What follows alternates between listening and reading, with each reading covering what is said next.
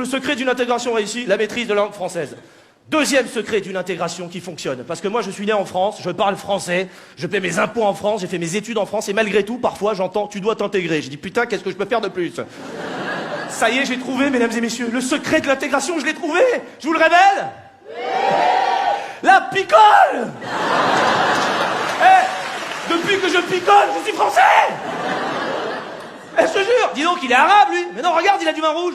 Il est de notre qui habite son verre de Ah ouais. C'est moi, libre à jouer, voilà. L'intégration par le vin, mesdames et messieurs. Pourquoi s'emmerder à créer un ministère de l'identité nationale alors qu'il y a un carrefour à deux pâtissiers qui fait la bouteille de Beaujolais à 2,50 €? L'intégration par le vin. Eh oui.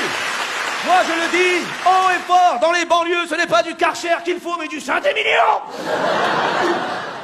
Ma vie a changé, hein. Ma vie a changé. Fini les contrôles d'identité de la police. La dernière fois, il y a un flic qui m'a arrêté, j'étais bourré, il m'a dit papier. Je lui ai dit 6 ans. Il m'a dit fous-moi le camp. Il m'a regardé, il m'a dit eh ben elle est belle la France. J'ai dit ouais merci. Je suis français. Troisième secret d'une intégration réussie, fréquenter une jolie française. Ça fonctionne bien. Ma fiancée s'appelle Jessica. J'ai toujours craint le jour où j'allais présenter Jessica à ma mère, parce que ma mère, comment vous dire ma mère, c'est pas qu'elle soit pas ouverte d'esprit, ma mère. Ma mère, elle est raciste. Elle me l'a dit clairement, elle m'a dit Wallah, je te vois avec une française, je la tue, je te tue, je vous tue. Et j'ai toujours craint le jour où j'allais présenter Jessica à ma mère. Alors Jessica, pour vous la décrire, elle est grande, belle, blonde, intelligente, et pour ne rien vous cacher, elle est médecin. Hein. Oui, ma femme est médecin. Allez-y, vous pouvez dire oh, arrêtez. Moi, ma femme, je l'aime pour ce qu'elle est, non pas pour ce qu'elle fait. Elle aurait pu être ministre, chirurgien ou avocate, je l'aurais aimé pareil, alors... Non, il se trouve qu'elle est médecin, et ce jour que j'ai tant craint est arrivé. Le jour des présentations avec ma mère. Un grand moment. Maman, Jessica, maman. Ma mère. Vous c'est qui? Vous c'est qui? Maman, calme-toi, elle est médecin. Il est médecin? Ma fille. Il est médecin. Et là, ma mère, elle a un vieux réflexe. Elle orientalise les prénoms français. Comment il s'appelle?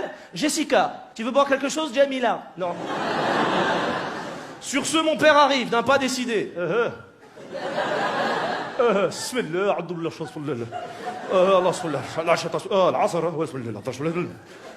Oh. Il aperçoit Jessica, il la rassure. Qu'est-ce qu'ici ça? T'es française? Tu bois de l'alcool? Tu manges du halouf? Hein? T'es médecin? C'est bon le halouf.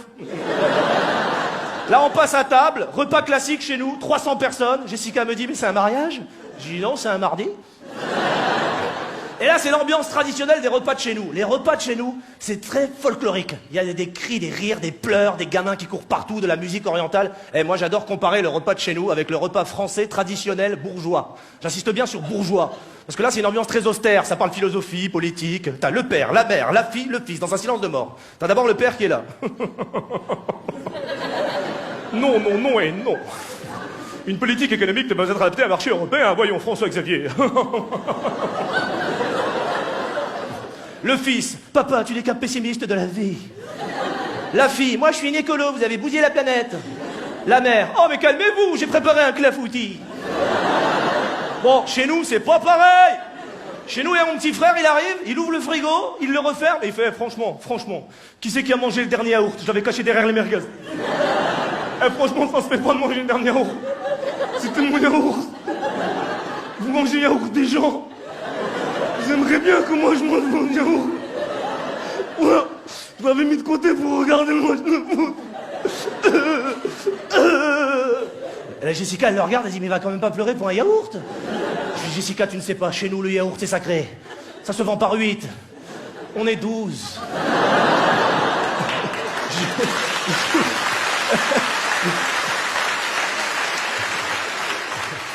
Alors ce qui a le plus étonné Jessica durant le repas, c'était de nous voir rester à table pendant que la police perquisitionnait l'appartement.